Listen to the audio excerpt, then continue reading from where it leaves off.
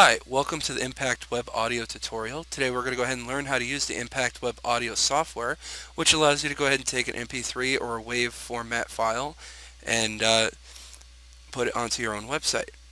Now what we're going to do here is we're going to go ahead and load up our own MP3. And I've got one under my music.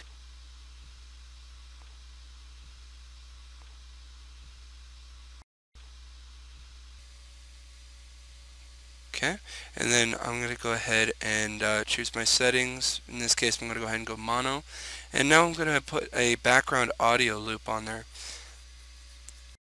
What this allows you to do is have music behind your audio so that you can go ahead and get that extra oomph. Turning down the first volume, that's for the actual audio, and then the second bar is for the background audio. You want to go ahead and keep that so that it's a little bit lower. And you could go ahead and preview which background loop that you want to go ahead and use, and you could fade out the background loop going into the audio or out of the audio, depending on what you want to do. Now here we're going to go ahead and choose what kind of player we want. We could do square, we could do circular. We have a lot of different choices here. We could go ahead and tell it what color we want as well. Now if your favorite color isn't there, you could go ahead and find the hex code, go into it and add that in. The hex code is right here. You just change that. You can change the width and the height of the audio. And you can change it from a 3-button to a 1-button player, so that if you just want play and pause, you can go ahead and do it that way, or you could do play, pause, and stop. Let's go to the next step. Now here we want to go ahead and find out if do we want this to start automatically when our people go to the URL, or do they have to hit play? Well, in this case, we're going to go ahead and tell it to start automatically. And the second box is whether or not we want them to go to a specific URL after the audio is done. This is great if you're using it with an affiliate link, or if you're just wanting to show off one of your products. You just put in the URL, click to verify, and what that does is it connects to make sure that that website is viable. And since it's browser within a window, sometimes you can have some errors. There you can go ahead and preview everything that we've done. You see the player, you'll hear the music, and make sure everything that sounds right. We're going to go ahead and name our project, and we're going to save it into our music folder just like I did earlier. And now you can see the HTML code that we have.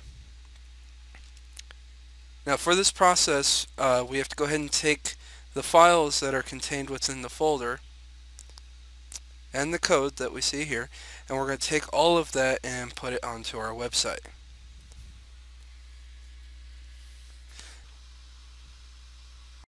This is pretty simple. You just take the folder and you put it into the back end. You can FTP it, and then you put the code in there. It works great. If you're using a WordPress website, it's a little bit different because you have to tell it where the path is, but it's not too different.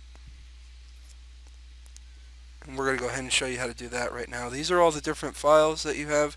You have the JavaScript file, MP3, SWF, and the XML. The XML file is the most important file because that's what tells all the other files what to do. So what we're going to do is we're going to go ahead and open up our browser, and we're going to go to our cPanel and bring up the domain that we have for our website. Now here we are under cPanel, and we're going to go ahead and go to File Manager, and then we're going to go to the domain, and we're going to keep it within the domain. I don't want to go too far into the file manager because then it makes the path a little bit longer. If you only have one website, then you can definitely do it within that one website. If you have multiple and you want to have it on multiple, I recommend keeping it within the domain. That way everything stays easy to find.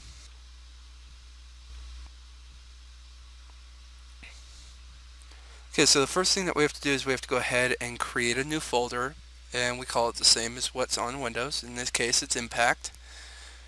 We're going to create that new folder, and when we double click on it, it's going to be empty. Okay, now we're going to go ahead and upload those files that we saw earlier.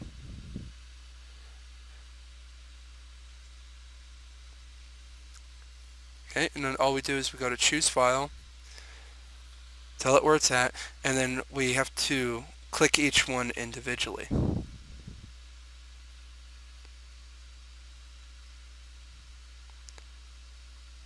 So you upload the file, make sure that it goes through, upload the next file, make sure it goes through, and so on and so forth until you get all the files done.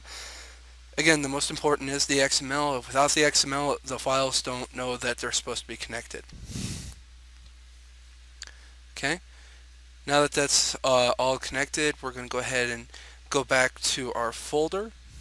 Okay, and our folder still says it's empty. Well, with the cPanel, you have to go ahead and refresh it first. So let's refresh our folder by going up a level and going back into it. Okay, and there's all our files. Now, all we have to do is go to our back end of our web page, and we're going to take that SWF file and put it in. Now, when you got your packet, you also got a zip file. And in that zip file, you got the installation kit, and you got a file called embed flash object, and you also got this tutorial that you're watching right now. So all you can do is take the code from embed flash object, copy and paste it into your page. Now what we want to do is we want to go ahead and tell it where that SWF file is, because that's what's going to have the player and have everything else work with it, and it's going to look at the XML and figure it all out. We're going to tell it that it's under our domain, and then we tell it what folder it's in. This is why I want to do it under the domain and not within another website. And then we tell exactly what the file name is. So in this case, it's going to be impactwebaudio.swf. Okay? Now we just changed our value. All we have to do now is change our data value, and that'll make sure that it goes to the proper file. All that is just telling it what the name of the file is. The width and the height you don't have to worry about, because that was set by the XML file. And if you want to change that, you just go back through Impact Web Audio and tell it that you want to do a different height.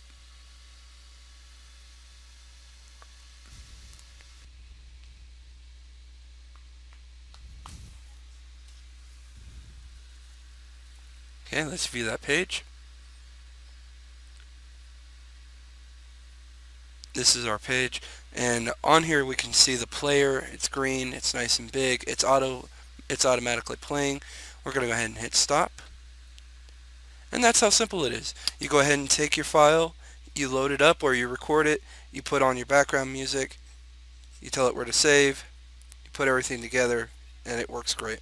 I want to thank you for watching our tutorial, and I hope that this software benefits you as much as it has us. Thank you very much, and have a nice day.